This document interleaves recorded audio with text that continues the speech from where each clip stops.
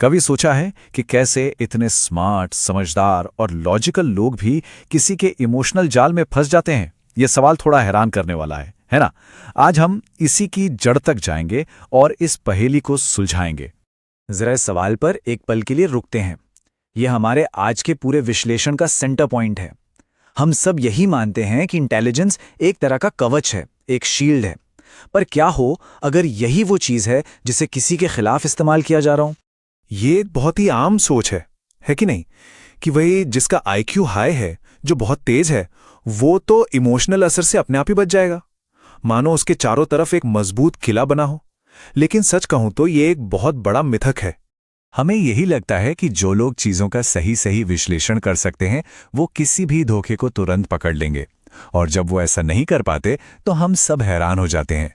पर असल में ये खेल इससे कहीं ज्यादा गहरा और पेचीदा है। और देखिए, यही सबसे अहम बात है। इमोशनल मैनिपुलेशन कोई लॉजिक का डिबेट नहीं है। ये तो सीधे सीधे हमारी भावनाओं पर वार करता है।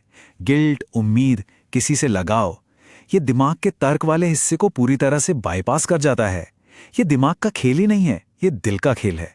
अब यहाँ पे कहानी में एक बहुत ही दिलचस्प मोड़ आता है। जो लोग मैनिपुलेट करते हैं वो किसी की कमजोरियों पर नहीं, बल्कि उसकी सबसे अच्छी क्वालिटीज पर निशाना साधते हैं। वो इंटेलिजेंस पर हमला नहीं करते, बल्कि उसे अपने हक में इस्तेमाल कर लेते हैं। देखिए, ये होता कैसे है। किसी की सहानुभूति को एक स्पेशल जिम्मेदारी की तरह दिखाया जाता है, जिससे उसे लगे कि वो चुना हुआ है। किसी के निष्पक्ष होने की आदत को सेल्फ डाउट यानी खुद पर शक करने में बदल दिया जाता है। और उम्मीद तो एक रस्सी की तरह इस्तेमाल होती है, किसी को फंसाए रखने के लिए। जरा इसे ऑफिस के माहौल में सोचकर देखिए।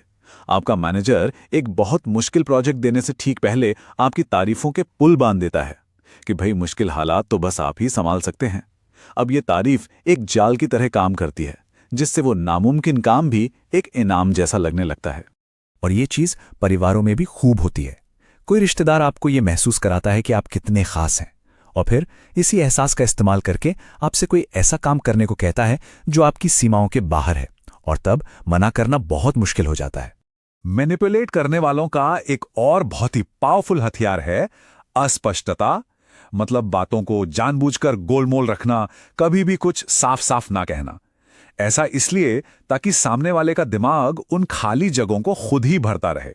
एक तेज दिमाग को तो आदत होती है जवाब ढूंढने की, पहेलियां सुलझाने की, और जब कोई सिचुएशन क्लियर नहीं होती तो दिमाग उस पर कोई फैसला सुनाने के बजाय उसका विश्लेषण करने में लग जाता है। वो ये समझने में फंस जाता है कि आखिर ऐसा हो क्यों रहा है। यहीं से शुरू होता है मिले जुले संकेतों का सिलसिला। पहला मैसेज उम्मीद जगाता है। ये कहता है, थोड़ा इंतजार करो, सब ठीक हो जाएगा। और ये आपको सोचने और इंतजार करने की एक वजह दे देता है। और फिर आता है दूसरा मैसेज, जो आपकी भावनाओं को एकदम खारिज कर देता है। ये आपको महसूस कराता है कि शायद आप ही कुछ ज्यादा सोच रहे हैं, आपकी ही प्रतिक्रिया गलत है। ये आपको खुद पर शक करने पर मजबूर कर देता है। और फिर आता है तीसरा मैसेज, तारीफ और निर्भरता का। ये आपको वापस अपनी तरफ खींच लेता है, आपको जरूरी महसूस कराता है। तो पहले उम्मीद, फिर इनकार और फिर तारीफ। ये जो चक्र है, ये दिमाग को बुरी तरह से उलझा कर रख देता है। और यहीं पर असली जाल सामने आता है, जब आपकी सोचने समझने की शक्ति, जो असल में आपकी सबसे बड़ी ताकत होनी चाहिए, वही आपको फंसाने वाला पिंजरा बन जाती है। ये पूरा चक्र कुछ इस तरह काम करता है।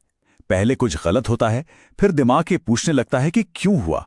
फिर कोई बहाना या वजह मान ली जाती है, और भावनात्मक सीमाएं फिर से ढीली पड़ जाती हैं, और बस ये सब कुछ दोबारा शुरू होने के लिए तैयार हो जाता है। इसे कहते हैं ओवर इंटेलेक्चुअलाइजेशन। मतलब जब कोई इंसान किसी के व्यवहार के असर को देखने के बजाय उसके कारण को समझने में इतना ज्यादा खो जाता है कि वो अनजाने में ही उस बुरे बर्ताव को सही ठहराने लगता है। तो फिर इसका हल क्या है? इसका जवाब और ज्यादा सोचने या विश्लेषण करने में नहीं है। जवाब है एक मानसिक बदलाव में।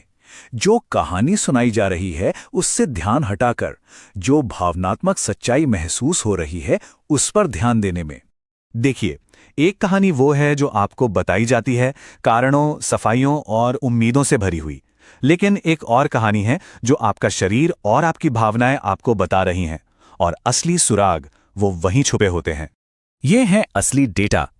लगातार कंफ्यूजन में रहना, हर वक्त गिल्ट महसूस करना, थका हुआ महसूस करना, खुद पर शक करना, ये भावनाएं कभी झूठ नहीं बोलती। ये साफ संकेत हैं कि कुछ बहुत गलत हो रहा है, भले ही दिमाग को सुनाई जा रही कहानी कितनी भी तर्कसंगत क्यों न लगे। हम अक्सर इमोशनल इंटेलिजेंस का मतलब सिर्फ दूसरों की भावनाओं को समझना ही निकालते हैं, लेकिन इसका एक और बहुत जरूरी हिस्सा है खुद की सुरक्षा करना। ये जानना कि अपनी सीमाएं कहाँ बनानी हैं और फिर उन पर डटे रहना। तो सबसे जरूरी बात यह है कि एक पॉइंट पर आकर यह पूछना बंद करना पड़ता है कि क्यों। जवाब एक और वजह ढूंढने में नहीं है, बल्कि एक मजबूत और साफ सीमा तय करने में है। तो आखिर में बस खुद से ये पूछना है, असली कंपास कौन सा है? वो कहानी जो दूसरों ने सुनाई है, या वो गहरी सच्चाई जो आपकी अपनी भावनाएं आपको बता रही हैं? जवाब अक्सर हमारे अंदर ही होता है, बस हमें उसे सुनने की हिम्मत करनी होती है।